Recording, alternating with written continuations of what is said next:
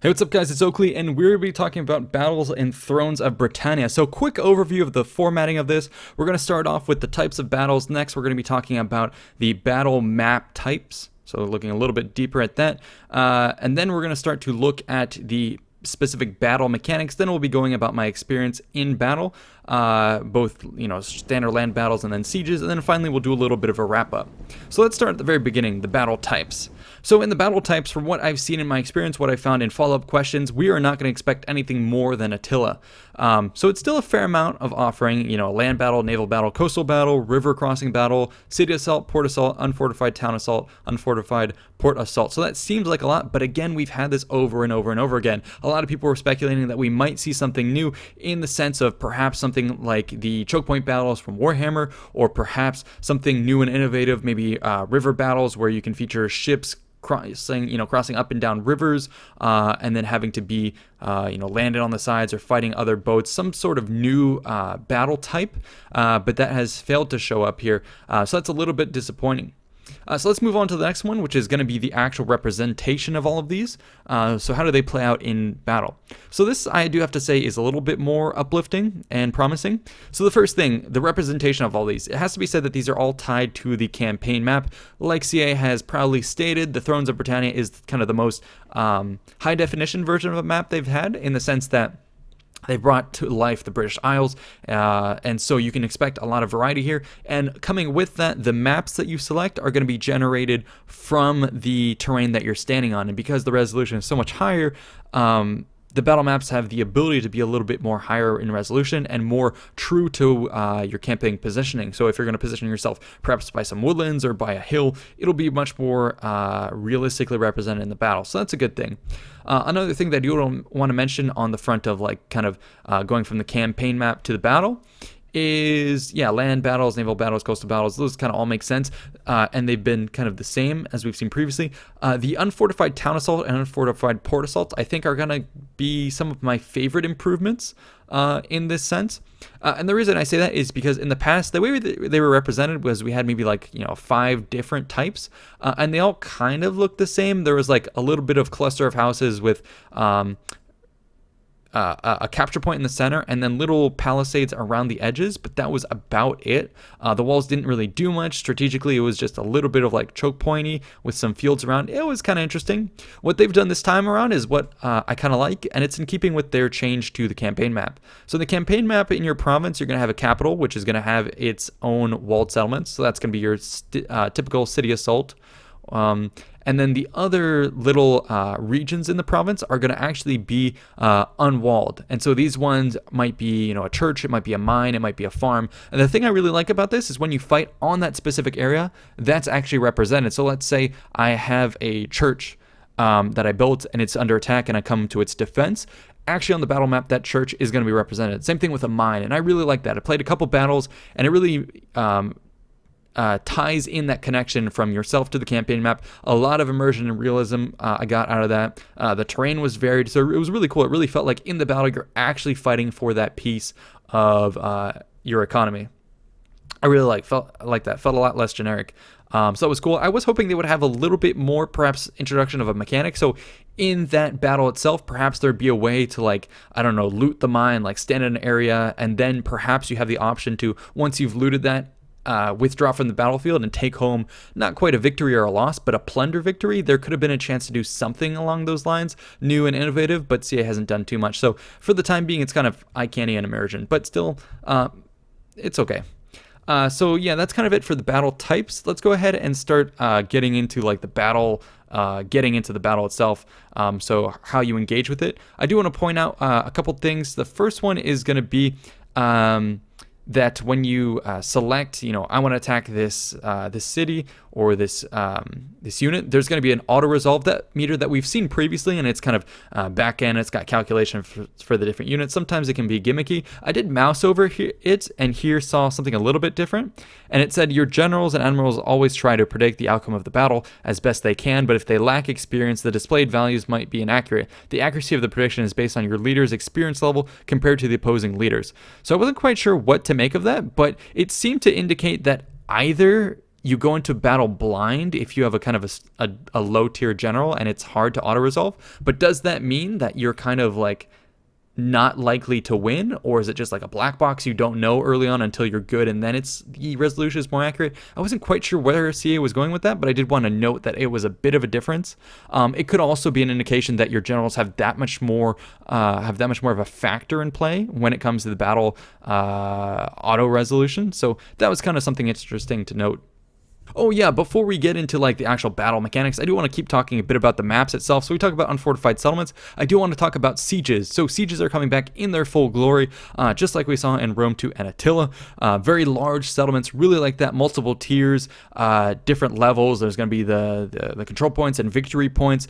CA does seem to bring back the risk reward of sieges. There are big open areas that are perhaps more frontage for assault, but they are more defended by towers and terraces, etc. And the ones that are perhaps a little bit more choke pointy don't really have as many towers. So I really like the way CA did it. From the settlements that I was able to engage with, looked like they were all different, and I was very pleased with their outcomes. So I think we're gonna have a lot of fun in sieges, but nothing necessarily new and innovative here. It's just a return to what we've seen previously. A return to the status quo, which you'll be seeing me say kind of constantly in this Thrones of Britannia. So okay, let's get into the battle itself. So once you pop into the battle, what is it like? Well, I will say when you first deploy your armies, the deployment zones are pretty separated from each other, much more so than in Warhammer, which means that the battles are a little bit more drawn out. It could be that a fair amount of time is going to be spent on fast forward moving your troops up, which could be a downside. But then again, I do also like the ability to not just rush your opponent, but give you a little bit of time to think, send out the cavalry, pester the opponents, kite them, do things like that, set up ambushes, etc. So I kind of like a little bit of that longer draw distance or deployment distance, and the potential upside is it's longer battles, but the downside is that's kind of artificially drawing out the battle length in the sense that a lot of it is idle time. That being said, I did find that when I was in combat, played very much similar to Attila, although kind of strip away the overpowered cavalry, and you have a bit more of the kind of slogging it out infantry fest. Units seem relatively sturdy. Combat times were a little bit longer than Warhammer, it seemed, but not by much. So overall, felt it was okay in that sense. The unit variety was kind of your cookie cutter stuff, so swords, spears, axes, and then after that you have like javelin, you have archers, you have light cav, heavy cav, there's like skirmish cav, or sorry, not heavy cav, like medium cav. There's nothing like cataphracts. So okay, you have a wide assortment of troops, not necessarily anything too crazy out of the box. There are unique units for every faction, like the Huskarls or Gallo Glasses, Heavy Axemen, things like that, but nothing crazy. So okay, from what I experienced, it was a little bit muddled in the sense of the unit selection, but hey, maybe they can make up for it. So one of the ways that I saw that they did make up for it was at least there is some nice coloring in the unit. CA has done a fairly good job of taking what would be an otherwise perhaps historically bland unit composition and coloring, and it made it stand out more. So you're going to be seeing a lot more faction-specific coloring on not only the shields, but the scarves and the capes, etc. There's also the inclusion of, or sorry, I should say the return of banners as well. It brings a lot more character to it, so that is very much appreciated, as well as a little bit of a reworking of the unit icons, where you have not just everything is yellow for your ally and red for the opponent. You also see the faction banner as well integrated in it. So I like that variety, but still it's kind of like a paint job over it. Nothing fundamentally new in terms of the units, and still overall bland. One of the things that I was hoping for was, you know, historically we do expect the unit composition to be bland, but the place where CA could have stood out was in working those units in a bit more of a rock, paper, scissors way, the way they did with Shogun. Low unit variety, but awesome rock, paper, scissors mechanics, as well as, you know, impactful unit ability. So let's go ahead and tackle that. My main takeaway is CA missed the mark here, and we're seeing a bit of a status quo. Return to the status quo, nothing innovative. So what I mean by that is when you're looking at different unit types, very much like Attila, roles are kind of overlapping, kind of muddled. There's nothing really that stands out to me. You kind of have overlapping roles.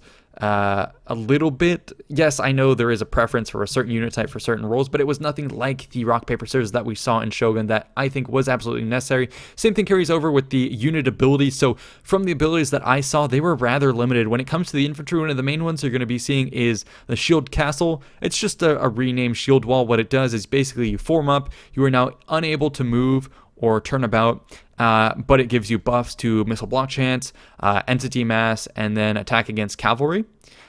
So okay, you can form this. I didn't quite see anything else in the infantry department. I would expect them to see, a wedge formation from the Danes, something they would have done a lot of to break shield walls, etc. Cavalry had wedges, but I didn't see anything crazy. Again, it was kind of like bare minimum. Yes, they're sticking to the history, but I would have loved to see them accentuate this more, make them more robust, make them make almost every type of unit have its own special army ability. Unit ability. And what I would have loved CA to do is each unit's unit ability essentially accentuates it. So what I mean by that is when everything operates normally, so a swordman and a spearman would have relatively similar stats. Spearman might have more defense, swordman might have more attack, but when you toggle their army abilities, the shield wall, when it toggles its ability, becomes, the defense gets way up, but attack goes down. Same thing with the swordsman. They should have had something where it was like, swordsmen are generally a little better attack, toggle their special ability, and all of a sudden their attack goes way up, but their defense goes down. So I would have loved to see CA play with the the unit abilities a bit more in that sense, where it's, it's accentuating the features of that unit, and that would have allowed for a lot more of the rock, paper, scissors. And I'm disappointed to say that CA has not done that, and from what I could see. And again, we're just seeing a return to the status quo and not much innovation here. I just think CA is playing it a little bit safe, at least in terms of the battles. So another thing to mention on top of unit abilities missing features, it's going to be the fact that the total army abilities and the special mechanics that we saw in Warhammer 2, those are also missing. So one of the cool things about Warhammer 2 was the fact that, you have the different armies from each faction really feeling different. So for example, the Dark Elves with martial prowess just going into overdrive in terms of killing, the High Elves with martial prowess being much more defensive and powerful in the initial stages of the fight, and then the Skaven, have a tendency to flee away once the numbers dwindle. Really unique mechanics. We don't see any of that represented in this game. It's instead each faction has perhaps access to a couple different units here and there with some tweaks and percentages of the stats, but there's no overall change in the way things are done. I would have really loved for CA to dabble in that at least. I know you can't strip them straight out of Warhammer. That's not what we're asking, but I would have loved to see some sort of mechanic like that tailored to the specific history. So I don't know exactly offhand, but I'm sure you could find some justification for the Danes, perhaps instead of martial powers for people going crazy, perhaps there would be some sort of specific thing tied to, not the berserkers, but battle zeal for them, where they get amped up and they can go on a bit more of a killing spree. Whereas for the perhaps, Saxon armies, etc., they wouldn't necessarily have that much killing power, but maybe they'd have something a little bit more like the High Elves, where they're a bit more defensive, or maybe some of the factions would have something like the Scurry Away mechanic for Skaven that allows them to be maybe a little bit more powerful initially, secure in large numbers, but when things starts to tank against them, they scurry away much more quickly. I would have loved to see something like that thrown in, and again, it's a shame that it wasn't. Visually, the formations look pretty good, but I did find that unit collisions were nothing great. We're still seeing a lot of stuff where units might pass through each other, even in shield wall, especially in downward charges. A lot of breaking formation. Even I found when you were in shield wall, the second units collide, then they start having match animations. It really breaks up the formation. So to me, it's still not quite there, and they've polished it up, but still, like I said, it's just a polished up status quo version, nothing innovative.